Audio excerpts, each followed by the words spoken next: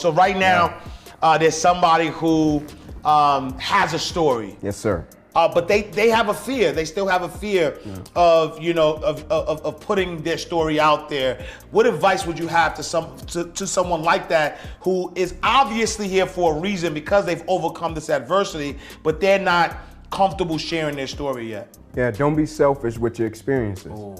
Right? Don't be selfish with them. Yeah. Because oftentimes when we go through things or we overcome things, we think that experience is just for us. Yeah. And so oftentimes we don't share it, right? And that's cool, right? If you're not there, because I always share with people, when you go through something, right, immediately don't try to understand it, right? Because the first thing we do when we encounter something, we want to understand why it happened. Yeah. I got a paralyzed right arm and hand, man. Why did this happen to me? Yeah. Why am I going through this? Don't try to understand it, just survive it, right? And after you survive it and you get to a place of peace, right, then you go out and you share it. Don't be selfish with the experience. Because there's somebody dealing with a similar situation that needs to hear your story. Now, I'm not gonna say go become a speaker, right? But if you feel the need to share your story, share it and be great wherever you are, whatever position you find yourself in, be great. But I can guarantee you the experiences that you've overcame is not just for you, right? My experience, I thought it was just about me, Ash. Yeah.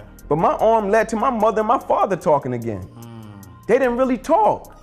Right? They would be in the same room. It would be like a Rockwell and a Chihuahua. You know what I'm saying? And my mom, the Rockwell, like she despised my man. And when my injury happened and they didn't know if I was going to live or die, they didn't know if they was going to have to amputate my arm or keep it, it put my mother and father in the same room. Wow. Eliminated the foolishness. Yeah. My father looked at my mother and said, "You did a great job raising Ink." Wow. And my mother cried. In that moment, I knew it was a lot bigger than me. My buddies who I went to college with, cats started giving their life, like it was on another level, man. Yeah. And so we waste so many experiences, Ash, because we're so selfish and we think everything we encounter is about us. Yeah. What if you the one that's strong enough to handle what you're dealing with, and how dare you not share it? Wow. If it can help another person. Yeah. Hey, wait. I know you want to watch this next video, but listen, if you are an entrepreneur, business coach, business consultant, or a small business owner who has a story and wants to learn how to create multiple streams of income from your story, I need you to text me right now, my book, to 646-687-4152. That is my personal number. I have been an author for over 12 years. I've written 10 books. 4 of them have been bestsellers, and I've sold over 100,000 books. But I've also helped a lot of my clients take their expertise and put it into a story, then create multiple streams of income from that. So I want to help you do the same thing. So text my book to 646-687-4152. All right, let's go back to the video. Pay attention and listen, we about to teach class. Inside the vault, my man Ash Cash. So get your man right. Thursday nights, 8 p.m. you see him, change your life. Millionaire mindset, the best on earth. Blueprints of wealth, the knowledge network. So get it while you can, and he's standing right here. Just come inside the vault and see black millionaires. Oh yeah, oh yeah. Come inside the vault and see black millionaires. Oh yeah, oh yeah. You won't ask cash, you can catch it right here in the vault. All right, so welcome to another awesome episode of Inside the Vault with Ash Cash, the greatest money mindset show on the planet.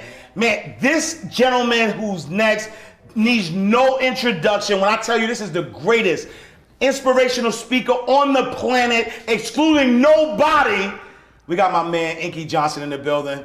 What's up, my brother? Man, I'm honored to be here, man. Oh, man, I mean, yo, let me start. I don't even know how to start, right? Because I've been a fan of yours for a very long time. Like, you know, being moved and inspired by you for years, and then you know, having the opportunity. I mean, I think really having the first opportunity to kind of watch you do your thing. Shout out to Rashad and Troy. You interviewed on Earn Your Leisure. I was in the building for that and was able to meet the legend for the first time in person. I was like, yo, right? Then, you know, I started a radio station called Mind Right Radio, mindrightradio.com. And, you know, we have a track that, you know, so we take inspirational tracks, we mix them in with, you know, motivational speeches. And for me, when I thought about Inky Johnson, I thought about Unstoppable, right? And so Big Sean has the, you know, I Am Unstoppable. So we were, oh, that's a good mix. So we take an Inky Johnson, you know, inspirational speech, mix it with I Am Unstoppable. And when I tell you, when I do my morning show every Monday through Friday, 8 a.m. to 9 a.m., your song is like the most requested. Like, yo, play Inky Johnson. I don't care how many, they want me to play it back to back, and it's a 12-minute track. I tapped into it. That's how I tapped into it. Yeah. Because they was tagging me, and I was like, what's this? Yeah, they was going crazy. And then I tapped into it. It was dope, man. And then, man, I got to see the legend live. Yo, when I tell you, you know, yo, you cold, man. And the reason why I say that, why I say you're the greatest inspirational speaker, that doesn't even encapsulate who you are, right? But when I say you're the greatest inspirational speaker on the planet, because I love how you're able to take everyday situations that people would normally kind of dismiss. Absolutely. And be able to see the lesson in it, right? And so, you know, I Inky Johnsoned you just now, right? When we behind the scenes, because I was playing basketball, and I partially tore my Achilles, and you're like, yo, what happened? I said, yo, you know, I partially tore my Achilles, you know, but God was telling me I'm carrying all this weight, and that I gotta build my foundation. You know what I'm saying? Like I just Inky Johnsoned you. You know what I'm saying? So, brother, I appreciate you, man, for all you do, man. All love. For those who living under a rock, who don't know who Inky Johnson is, who is Inky Johnson? Yeah, you know, I watch your show, man. I'm a fan of you, what you do, how you do it. But most of the time, man, when you ask the average person, who are they tell you what they do, right? But who I am, I'm a husband, I'm a father, I'm a servant, I'm a big brother, you know, and I'm a survivor, Ash, right? I've been surviving my whole life, you know what I'm saying? Like, it's something in me mentally, it's something in my disposition, it's something in the way I attack life every single day. I'm just a cat from the east side of Atlanta that's not gonna fold. You know what I'm saying? And I know that before I face the adversity, face the opposition, face the battle. It ain't nothing special about me, but I'm just a cat that ain't willing to fold. Yeah. And I love that. And I speak. Yeah, right? You know what I'm saying? But where does that come from? Where does that mindset come from? Because I think one of the things that moved me the most, man, when I think about, you know, your background and where you come from, and like you said, you know, all the adversity that you've come to, you know, there's a special, right, mindset, or I won't use the word special, but there's a mindset that says, yo, regardless, no matter what, you know, I'm gonna persevere. You know, where does that mindset come from? I would say, man, just my environment, right? I was born to a mother at 16. She took me back to 125 Warren, 2-bedroom home, 14 people. And I saw everything, right? By the time I was a teenager, I saw everything. I saw murder, I saw drugs, I saw robbing, I saw everything, right? But the thing that I saw the most was I saw my mother get up every day and work a double shift and not make an excuse, right? While she was raising me. I saw her put me around the right type of people. I saw if she couldn't get me the resources, she'll put me with people that she felt could get me the resources. And I just never saw her complain, right? And so if I'm riding in a beat up Buick Regal with my mother and she's making all the necessary sacrifices to put me in a proper position, it built a certain type of spirit and mindset in me that regardless of the situation, regardless of what I encounter, be grateful for it and figure out a way. And so my whole life, I've approached life that way, right? Like I live my life the way that I live it, paralyzed right on my hand. And I just don't believe in excuses. I believe in being grateful and finding the seed of good in everything that we face and everything we go through. No, I love that. I love that. And so, you know, you've been able to impact millions of lives, like millions of lives, and then also allow that impact to now, you know, coincide with the income, right? Because you're one of the top paid inspirational speakers on the planet, right? And was that your trajectory? Like, did you wake up one day and was like, yo, you know what, man? Yo, fat shout to Les Brown B. That's what I'm gonna do. I'm gonna be the new Les Brown. Like, did you wake up and just say, look, that's my trajectory? Nah, I didn't, man. But props to Les, though. You know, props to the Godfather. Props to E. You know, Eric Thomas. But I looked at him as, you know, those were the people that was doing it. And if I could just serve as an extension of what they're doing, but do it in my own way. Like, I never wanted to speak initially, right? Like, I was trying to do other things, and people would come to me and say, hey, man, you need to speak. I'm like, nah, I'm cool on that. Right? I'm trying to do this. I'm trying to create curriculums for the kids in my neighborhood. I was never trying to speak. And so once I started, I was at a point in my life as to where every other door had literally closed. Everything I had tried didn't work, right? I'm talking about stuff that should have worked, didn't work. And so I was like, I guess this is it, right? And I went in search of it, but I was already doing it. I had been doing it for years, but I wasn't looking at it in terms of speaking. I wasn't looking at it in terms of a career. I was looking at it in terms of, man, I'm just serving. I would go somewhere, somebody would see my arm, hey man, what happened? Football injury. No, what happened? And I'll just start telling them what happened, not trying to speak about it. I was just telling them the situation. And before I knew it, a crowd would come, people would come and say, man, you might need to look at doing that. And so when I made the decision to do it, Ash, I'm gonna just be honest with you. I'm a real practical, basic person. I said, I just wanna be obedient to every opportunity I get, right? I wanna be as great as possible with every opportunity I get. I wanna approach it and give everything I got to it. However many minutes I'm gonna be on the stage, I not only wanna learn how to speak, I wanna learn how to speak for 60 minutes, 90 minutes, 45 minutes, 30 minutes, 15 minutes, 20 minutes, 25 minutes, 13 minutes, 8 minutes, 5 minutes. I want to learn how to speak in every possible time frame and be just as powerful. If you say, Ink, give me 45 minutes, I'm going to give you 45. If you ask the average cat, give me 13 minutes, they stuck, right? I want to learn everything about it. I want to speak in 8 minutes and then be just as powerful as 60. I want to learn everything about it. That's been my mindset my whole life. But speaking to obedience, in the Bible it says, obedience is better than sacrifice, right? But the first thing we do as people, we judge the level of sacrifice without first being obedient, right? What is it going to cost me? What do I have to give up, right? What do I got to do? No, I'm just going to be obedient. Where you want me to speak? Mississippi? Where you want me to speak? In the old folks home? Where you want me to speak? Kids at a birthday party? Where you want me to speak? In education? Where you want me to speak? In sports, right? And Kat said, Ink, why are you speaking to all these different people?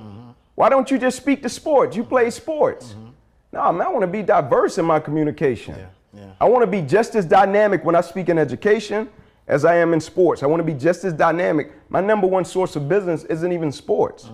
My number one source of business is corporate, right? It's not even sports. Just because early on, I didn't say no to any of those opportunities because I know they would push me out of my comfort zone and make me level up in terms of my communication and how I wanted to do what I was doing. Nah, I love that. And then so, you know, as a speaker, you know, was it immediate like, yo, I'm gonna start speaking and I'm gonna make 5 figures, 6 figures. I'm gonna have these $1 million deals. Was that like that out the gate? Was it? Nah. Nah, it wasn't. You know, and the beauty of it, Ash, is I think we all know, like, the beauty is in the journey and the process, in the struggle, right? Like, when you were in banking, right, and the level that you rose to, right? I'm sure when you first started, you probably knew where you wanted to get to from an aspirational level, but the process of grinding and scrapping every single day to get there, that's where the beauty is. So when the money happens, it's just a byproduct of the service, the dedication, and the commitment that you put into it. Like, I'm gonna be real, I remember, Ash, I used to be on the road, man, driving, like all around the Southeast, right? And at the time, I probably was making $750, $500, $1,200, you know what I'm saying? And I would be riding and I would see a billboard, right? And there would be an apple on the billboard. And I'll just create a message, right? I'll be riding, I'll see another billboard. It'll be kids playing with a basketball. I'll create a message, right? I'm just driving, right? And I remember I started calculating the miles on my truck, right? And I'll never forget saying the miles on my truck, right? I gotta pass that with income. Right? And I remember when I was at 100,000 miles and I was like, all right, I'm cool. Remember I was at 200,000 miles and my truck went out about 300,000 miles. My truck went out on me, right? Then I started doing a joint with Sky Miles, right? And then I just started looking at things differently in terms of if I wanted to get to a certain level in terms of payment structure, my presentation skills had to change, right? My communication skills had to change. I had to figure out certain things. I had to have a different level of conversation. I remember, speaking of basketball, right? You talked about how you hurt yourself playing basketball. I remember being young, right? And I would get on the phone with a company and they would say, hey, Ink, we're thinking about booking you, right? Bringing you in, want you to speak. And I'm so eager, right? At the time, I'm so eager and excited. Before they can even ask me the question about what you want to talk about, I'll just go. I'm going to talk about this. I'm going to do this. I can't wait to do this, right? And they'll be like, all right, cool. Right? But nah, we weren't really looking for that. Or some would be like, great, right? And I'll never forget, I was in a car with Eric Thomas, E.T., and we was in Michigan. And he looked at me, and we was in the back seat, and we was going to speak at the Jalen Rose Academy. And he looked at me, and he said, man, like, you remind me so much of me when I was young. He said, you just want to dunk, bro. He's like, you just want to come down fast break, go between the legs, punch on them, right? Right.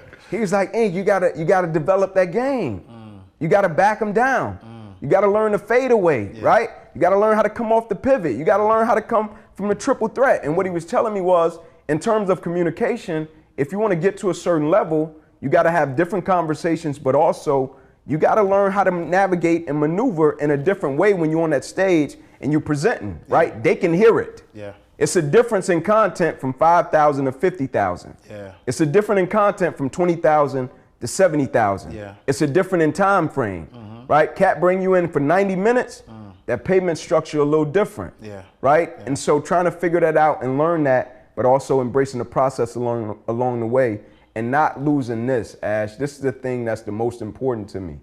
Because you can walk off a stage and cats could cheer for you in a room, and you can forget, right? They could put a big check in your book bag and you can forget, right? You see a kid in the airport and say, hey man, can I take a picture with you? Yeah, little man, I'll get to you in a minute. You know what I'm saying? I just did what I did. I got an ovation, right? And not forgetting the purpose of why I started doing what I was doing, right? It wasn't just to acquire stuff.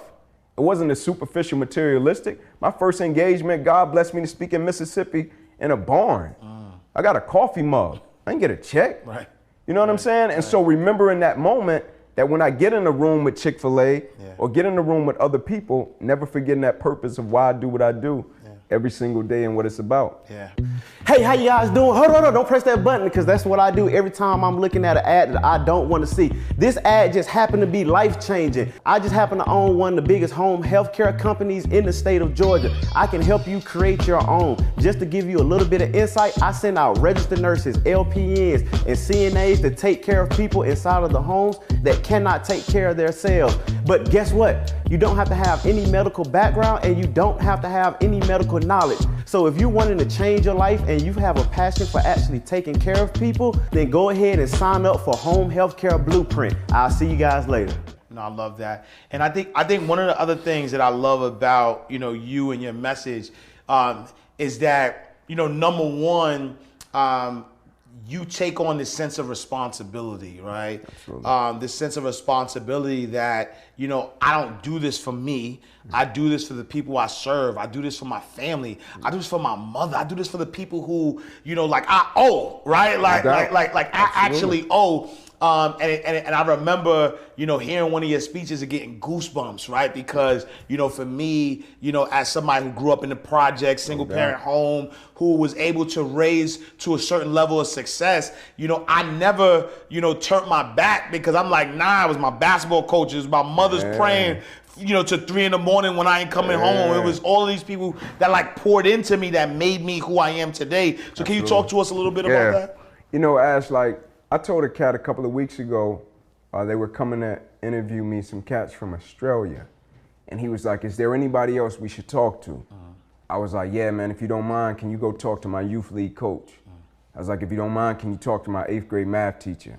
If you don't mind, can you talk to my coach that came when I was in the 12th grade at Crim High School on the east side of Atlanta? He believed in me, right? Because when we see people, when a cat see me out traveling the world, oftentimes people don't think about how many people's belief are behind the people that you see and you cheer and you like, right? It's a lot of people's beliefs. It's a lot of people's prayers, right? Like for me personally, a lot of people helped me, Ash, right? Like I was on the floor, man. I was sleeping on the floor, getting up, wearing a 2X t-shirt to school. I'm 135 pounds. Wow. Yeah. You know what I'm saying? Like me and my cousins getting put on the wall at breakfast because we trying to jump the line because we didn't eat the night before, right? And a cat pulling me to the side saying, young brother, you got it. Yeah. And I'm like, I got it? Like I'm in a 2-bedroom home with 14 people. He like, no, you got the juice, man. And I'm like, nah, I don't see it. Yeah. And he like, no, I'm gonna show up every single day. I'm gonna play you in a game of one-on-one basketball every single morning. I'm gonna pray with you. I'm gonna read you a proverb, right? A coach driving down the street, stops his truck, pays for me and my 3 younger cousins to play ball. We were playing in the street. We weren't playing organized sports. I had the dream, but when I had the dream, I was playing light pole to light pole. Cat stopped this truck, got out. Man, where your parents at? My mom at work. Go in the house, get your guardian. I go get my uncle. Hey man, I run a league cross town. Bring him out. Great opportunity. My uncle like, yeah, we can't do that right now. We can't spare that type of money. My man like, nah, I'll pay for it. Wow. Paid for me and my 3 younger cousins. In my family, only people that ended up going to college, me and my 3 younger cousins. Right? We got robbed Christmas Eve one year. My mom ain't called no pastor. My mom ain't called no deacon. My mom called my little league coach. My man showed up with a brown bag like you'll get from a corner store. With a brown bag, I'm sitting on the curb, I'm just chilling, right? I'm thinking about it. I had 1 pair of Nikes at the time, I'm thinking about it. Like, man, Cat, like, got us, right? My man showed up with a little brown paper bag. I'll never forget it. He was like, Ink, I got the call late. That's all I can do. And it was drawers and socks. And I was like, my man showed up. It wasn't even about what was in the bag. Yeah. Like, you came, right? You cared enough about me. You saw me enough to come. Right. You know what I'm saying? Like when my mom called, it's a lot of cats be talking, right? But when my mom called you, you didn't sit in the bed and say, oh man, that's a tough break. He was like, nah, all right, bet, I'm gonna be there. Yeah. And so for me, the way I live my life, I remember the sacrifices that others made. My mom, man. Yeah, yeah. My mom used to be in the park with me at night while everybody was gone. Yeah. Got car lights on the field. And so the reason I'm passionate and live my life the way that I do, even when I played the game, Ash, like, I'm not a big dude. What? I'm gonna give you every bit of this 175. I'm gonna give you, it's gonna feel like 225 right? Because of the people that sacrificed and paved the way for me. Yeah. You know? Yeah. No, I love that. I love that. And so now, you know, as a, you know, powerful, inspirational speaker, you know, what has been the most, or what is the most important part of your job? Like, what is it, you know, what keeps you going, right? I know, you know, you owe, right? And you want to, you know, help, you know, or you want to be able to, you know, give back to those who poured into you. Absolutely. But what, you know, what's the other thing that just keeps you going? You know, that's like, listen, you know, I'm going to be obedient. I'm going to follow, you know, this calling that God put on my life. I feel unworthy, to be honest, right? It's almost like, you know, when you come from a certain situation or circumstance, you know, you grow up in the hood or whatever the case may be, and you feel survivor's remorse, almost, right?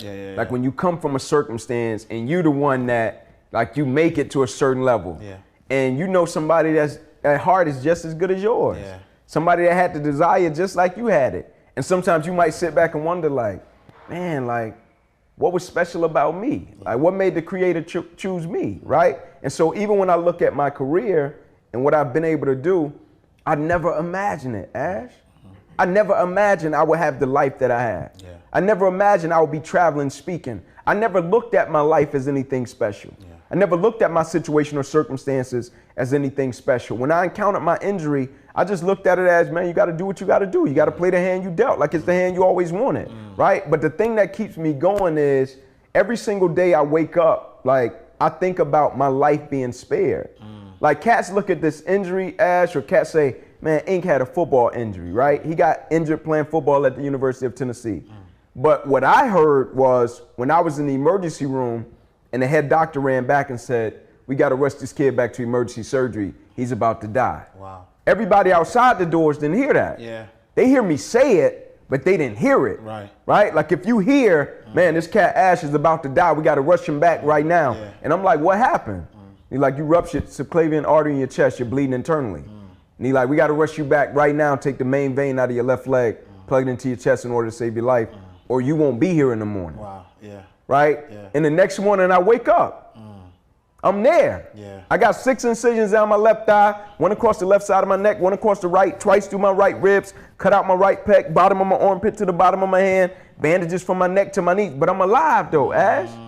Right? Yeah, and so now my perspective is different. Yeah. So now when I speak, like, I view you like I view me. You just as necessary as I am. Yeah. Right? When we go out into the world, everything we do, we're just as necessary. Some young brother need to see you and how you do what you do the same way he needs to see me and how I got through what I got through. In the Bible, it says we're overcomers by the blood of the Lamb and the word of our testimony. Right? We're overcomers by the blood of the Lamb and the word of our testimony. Meaning, that's why everybody has a story. Right. Yeah. Most cats don't share it, but if you sit down with the average cat, you say, man, tell me about your journey. You go to a cat right now, downtown Atlanta, under a bridge, and you talk to a cat, and you be like, what happened? How you get here? And they tell you the story. And it makes you look at life totally different. I went in a homeless shelter, Ash, and I got a whole group of people. I said, man, tell me what y'all thinking before we go in. Cats, drugs, irresponsible. We go in there and we sit down, and the first lady we talk to, she say, I'm in here, I'm running from domestic violence. This the only place I can go. I got a job. This the only place I can go where he can't find me. And me and my daughter in here, and we working until I can get to a safe place. Bump into another man, we giving him something to eat. Brother, what happened? How you get in here? Man, I lost my family in the house fire. I got a job. I'm in here just transitioning out. We got back out of the shelter after we served, and we talked to the people. Everybody was in the circle like, bro, I didn't know. I didn't look at it that way. And so when I look at my life and speaking, every time I step on a stage, it's a level of reverence and respect that, man, God, you trusted me.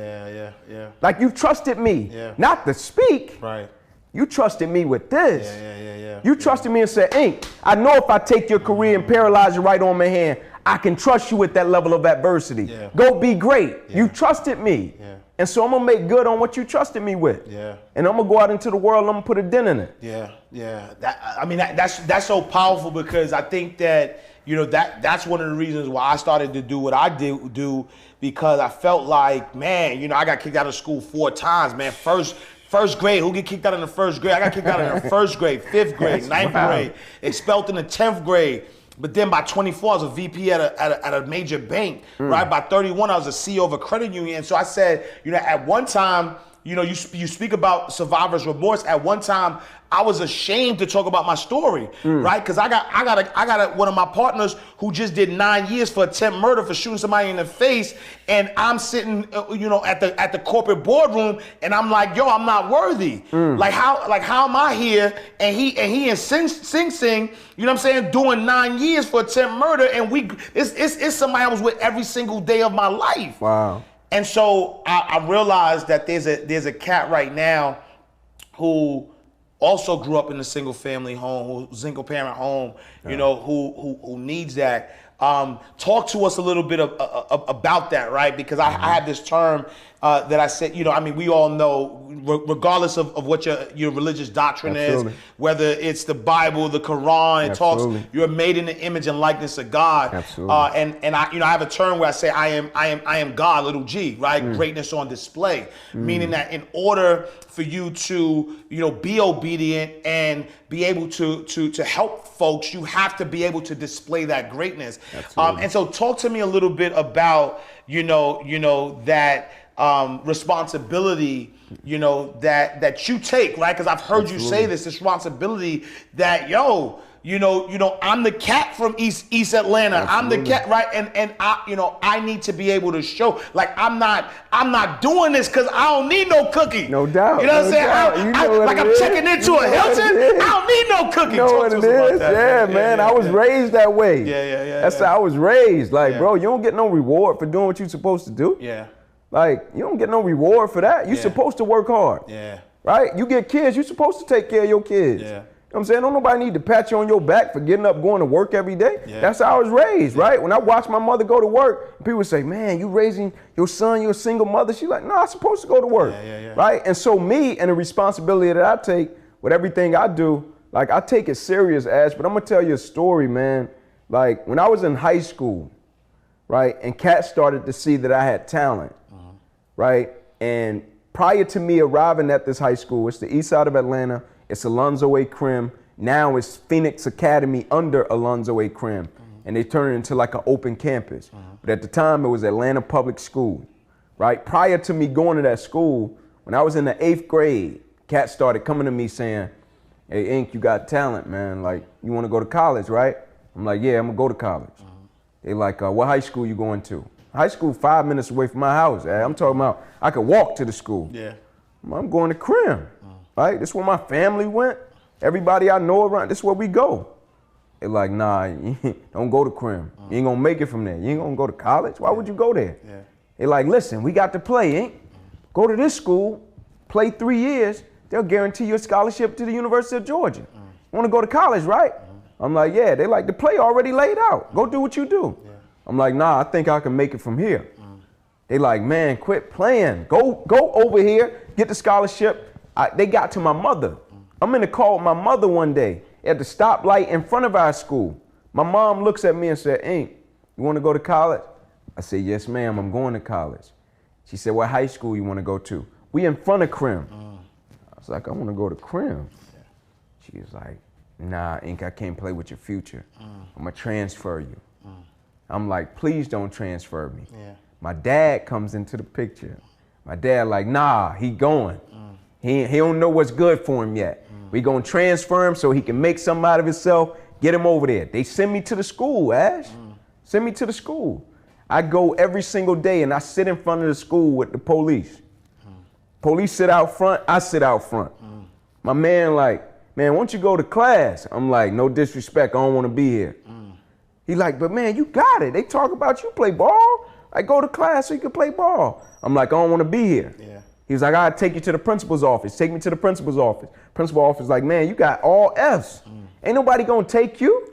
I'm like, Crim will take me. He's like, nah, ain't nobody gonna take you. I said, call him. He calls him, talks to the principal. I got this kid, Inky Johnson here. Cause this is my sophomore year. He said, I got this kid, Inky Johnson here. Got straight F's. Principal says, send him back, right? That's how I got, right? I go back, Ash, right? I go back to the school. I go to college. I get a scholarship. D1, boom. Senior year, scholarship. Everybody came to me and said, why did you want to go back to this school so bad? I could have went across town, got a scholarship, going on to college, played ball, been on my way. I had 3 cousins had to go to that same school, man. That I had to come back to the same household and sleep on the floor with, Ash. They talking about sleeping in a bed. Like, bro, I saw rats and roaches when I was a kid. They running across the counter, heater. I got to sleep on the floor with them every day. So how am I going to go across town, go to a school, go to college, come back to that same 2-bedroom house with 14 people, sleep on the floor with them and say, hey, man, y'all do what y'all got to do. You know what they going to say to me? Man, you went across town, Your word's void, bro. That don't mean nothing to me. You know what my neighbor gonna say when I walk out the door and say, hey, bro, you can do it. Bro, you went across town. Talk that over there. Your word void. It don't mean nothing in Kirkwood. Your word don't mean nothing in Zone 6. I wanted to make it from the same streets they had to travel, from the same place they had to travel, same school they had to travel. And so my responsibility comes from, I've always took the harder route, Ash. Always. I'm built for it, right? Because of the sacrifices that made me who I am as a man. I'm gonna always carry that with me every single day for the rest of my life. Whew, man, that's powerful. That's powerful. So right now, there's somebody who has a story. Yes, sir. They've overcome adversity. Like they are here. They're here for a reason. You just ignited them. You've shown them that, you know, you can take your test and become, create that into your testimony. But they have a fear. They still have a fear of, of putting their story out there. They don't believe that anybody would listen to them and, want to hear what they say. What advice would you have to someone like that who is obviously here for a reason because they've overcome this adversity, but they're not comfortable sharing their story yet? Yeah, don't be selfish with your experiences, right? Don't be selfish with them. Because oftentimes when we go through things or we overcome things, we think that experience is just for us. And so oftentimes we don't share it, right? And that's cool, right? If you're not there, because I always share with people, when you go through something, right, immediately don't try to understand it, right? Because the first thing we do when we encounter something, we want to understand why it happened. I got a paralyzed right arm in my hand, man. Why did this happen to me? Why am I going through this? Don't try to understand it, just survive it, right? And after you survive it and you get to a place of peace, right, then you go out and you share it. Don't be selfish with the experience, because there's somebody dealing with a similar situation that needs to hear your story. Now, I'm not gonna say go become a speaker, right? But if you feel the need to share your story, share it and be great wherever you are, whatever position you find yourself in, be great. But I can guarantee you the experiences that you've overcame is not just for you, right? My experience, I thought it was just about me, Ash. But my arm led to my mother and my father talking again. They didn't really talk, right? They would be in the same room. It would be like a Rockwell and a Chihuahua, you know what I'm saying? And my mom, the Rockwell, like she despised my man. And when my injury happened and they didn't know if I was gonna live or die, they didn't know if they was gonna have to amputate my arm or keep it, It put my mother and father in the same room. Wow. Eliminated the foolishness. Yeah. My father looked at my mother and said, "You did a great job raising Ink." Wow. And my mother cried. In that moment, I knew it was a lot bigger than me. My buddies who I went to college with, cats started giving their life, like it was on another level, man. Yeah. Like cats around me changed, right? Yeah. I talked to my uncle in prison. My man, like I'm talking to him 2 weeks ago. He calling cats from the back. He on the cell phone, on FaceTime, calling cats. Hey, this Ink right here. You know that speech I had you watch the other day? And I'm talking to him, and my man like, hey man, like I appreciate that, right? Imagine if I never would have shared it. Yeah. And so we waste so many experiences, Ash, because we're so selfish and we think everything we encounter is about us. Yeah. What if you just strong enough to handle it? And it can change the people that's around you. Yeah. What if you just strong enough to deal with it? And it can change the people. I know a cat in prison right now that spent over half his life in prison. One of the best people I've ever known, heart of gold, right? I never would have thought, if you would have asked me, Ash, if I would have thought that he would have been in prison. Brothers, his brothers, grimy, sharks, do anything. Yeah. He said, Ink, they weren't strong enough to handle this. Wow. He said, the creator knew I was strong enough to handle it. He got put behind bars cleaning up a situation for his brother. He didn't do it. He was cleaning it up. But he done spent half of his life in prison because he was strong enough to handle it. What if you the one that's strong enough to handle what you're dealing with, and how dare you not share it? Wow. If it can help another person. Yeah. No, I love that. I love that. And so talk to us a little bit about, as a successful speaker, coming from, East Atlanta, the hood, roaches and rats, 2-bedroom apartment, 14 people, like that's, a sight, right? And then growing up, a lot of us who come from that environment are not really taught about money, Absolutely. And then we get to a level of financial abundance, and we like, I heard this about money, but that ain't really true.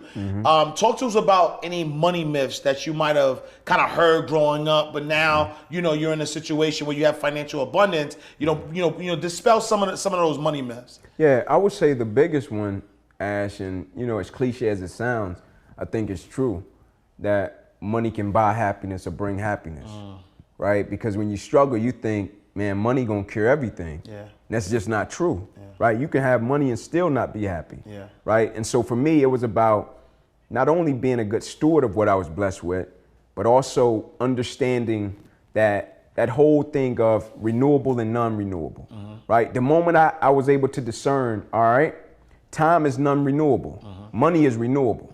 I can make more of that. Yeah. Time, if I miss a birthday, my son will never be 8 again. Yeah.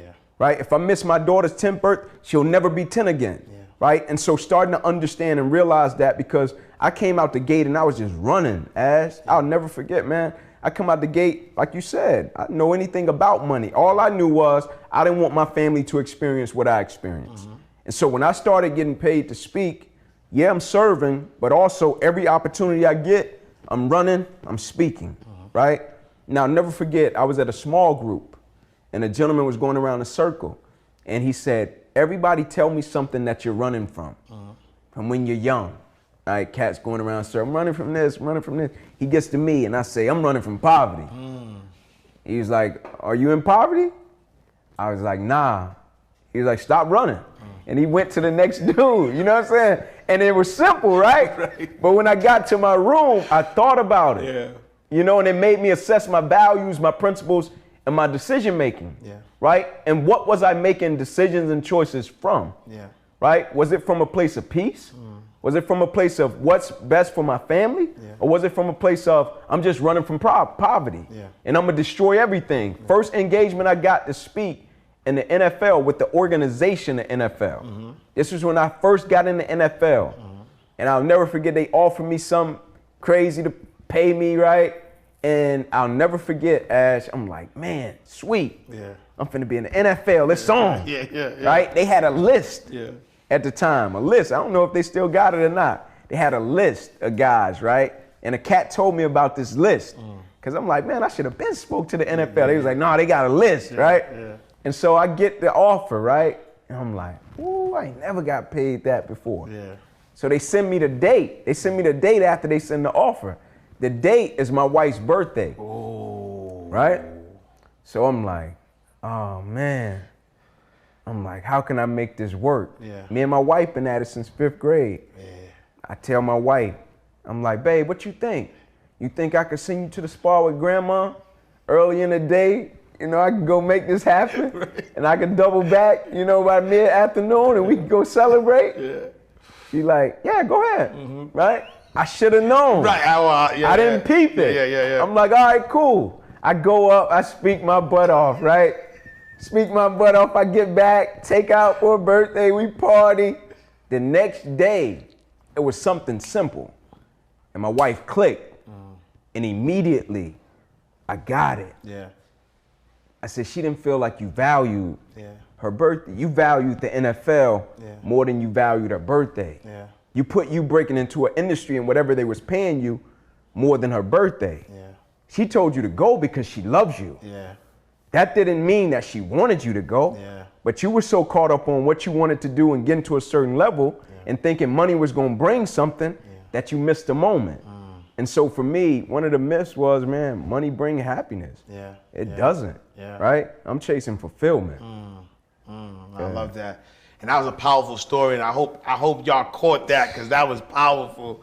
And so, you know, being, you know, financially abundant, you know, a lot of people, you know, as soon as they, you know, like athletes, they, you know, they get their first check, they buy they crew the houses, the car. You know, what would you say is the most lavish thing that you've done with money? Man, and like, you know, if I could be honest with you, Ash, like, and it's hard, right? Like at first when you make a little money, or just seeing my boys that came into the league, to be like, hey man, be financially literate, be financially disciplined, do what you gotta do with your money. It's hard, right? And so the first thing that I would say that I did, that after I did it, when I got back, I was like, whoa.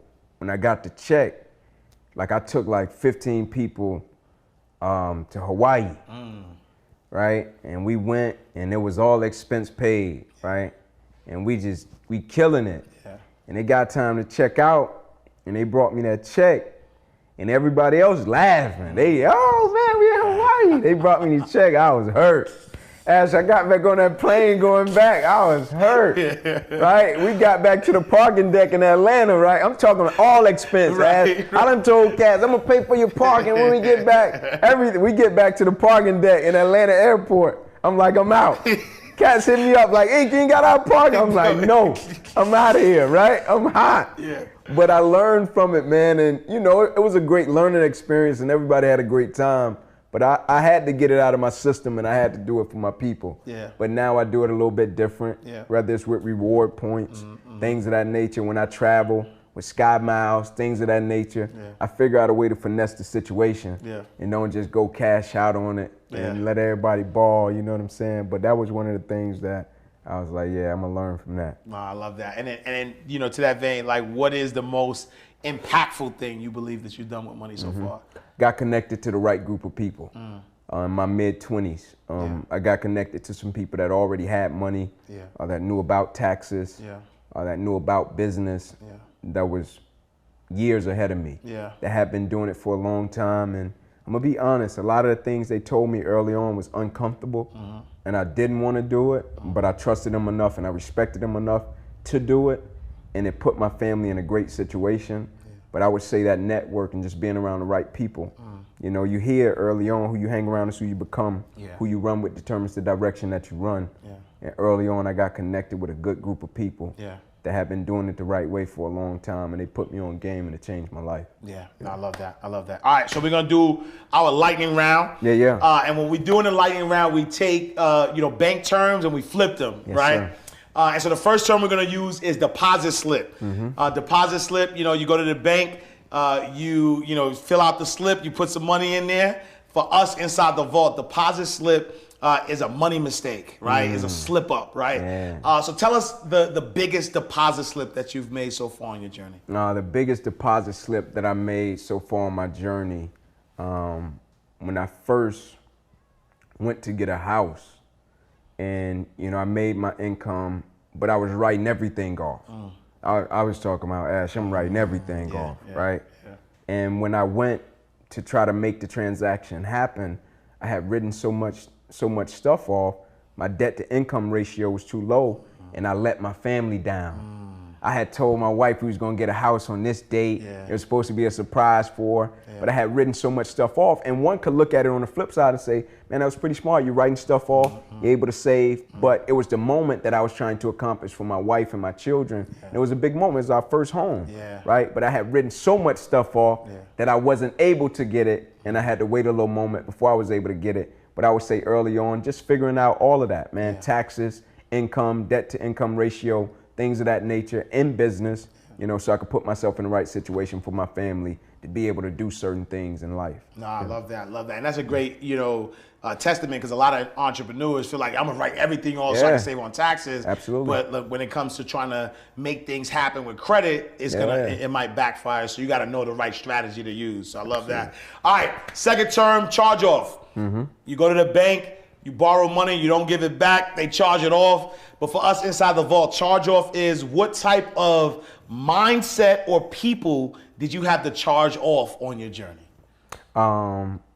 Pessimistic people. Right? Yeah. Like people that don't believe, people that are negative. Right? Like I don't like being around negative people. Like people that just look at a situation, that ain't gonna work. You can't do that. You don't come from that. You can't accomplish that. Like not being around people, because if you're not careful, their belief will bleed into you. Right? If you're not careful, they'll make you second guess your abilities and what you can accomplish. If you're not careful, they'll have you stepping back on your dreams, your goals, and your aspirations. And so when I first got to high school, Cat told me, I said, I'm gonna go to D1. Cat said, you're gonna go to cell block D1. Oh, wow. You know what I'm saying? And so, like, to me, it was just reverse. I reverse engineered it. I used it as motivation. And so being around pessimistic people is something that I've had to charge off in my life because of my circumstances. Because somebody would look at your circumstances and say, you come from this, you can't accomplish that. And I had to charge those people off in my life so I can accomplish certain things. No, I love it. Last but not least, trust account. Right? Trust account is where you take all your valuable assets, you put it, you protect it, it helps you grow. What type of mindset do you have in your trust account that you are protecting that helps you grow? Gratitude, Ash. Gratitude is king for me, right? Finding a way to be grateful for all things, right? Like no matter how bad we may think they are, no matter how inconvenient it may be, no matter how uncertain it may be, finding a way to be grateful for all things, because all things work to our advancement as people. Right? And so every single day getting up and being grateful in advance, right? And one would say, how can you have gratitude in advance for something that hasn't even happened yet? That's the whole disposition and mindset of gratitude. If I could be grateful before it even shows up, I can get the lesson from it. If I can get the lesson from it, I can beat it, right? And so every single day figuring out ways to be grateful for all things, right? The things that I want, the things that I don't want, finding a way to be grateful in advance, Ash. Before it even shows up, I'm gonna be grateful for it. So when it shows up, I can already acquire the lessons, I can already use it, right? To add value to every environment I go into and every person's life that I come in contact with. Gratitude in advance, baby. Power, power, power! My brother. I appreciate you, man. Harlem. Listen, when I tell y'all this is the greatest money mindset show on the planet, so we can only give you the greatest, and we got the greatest inspirational speaker on the planet. Brother, I appreciate you, man. If somebody wanted to tap in, they wanted to connect with you, where can they find you? First and foremost, man, I want to say thank you, man. Thank you, brother. I appreciate you. I appreciate what you do. I appreciate your platform. You great, you excellent, you incredible, right? But if anybody want to tap in with me, man, it's Inky Johnson. INKYJOHNSON. I'm Inky Johnson Motivate on Instagram because a cat stole my account. I'm still on you, man. I'm gonna find you so I can get my name back. But it's Inky Johnson Motivate on Instagram. All right, y'all, we closing the vault. I promise you, listen, please share this video with everybody you love. Make sure you share your story. You have overcome whatever you have went through because you have power, you have greatness, you are greatness on display, and you're supposed to use your story to motivate, to inspire, to help save some lives. Whether it's speaking, whether it's writing a book, whether it is on your job, whatever it is, people need to know that you have come through some stuff and that you are great, you are powerful, and somebody right now is waiting for you to share your story. So make sure you share that story. I am Ash Cash. Thank y'all so much for tapping in, for tuning in. We are closing the vault. Make sure you follow us on all social media platforms at Inside the Vault. I am Ash Cash. Follow me on all social media platforms at I am Ash Cash. And I'm going to see y'all next time. Same place. You know where we are. Inside the Vault with Ash Cash, the greatest money mindset show on the planet. I'll see y'all next time in God's will. Peace. Oh yeah, oh yeah, oh yeah, oh yeah. You want Ash Cash, you can catch it right here in the vault.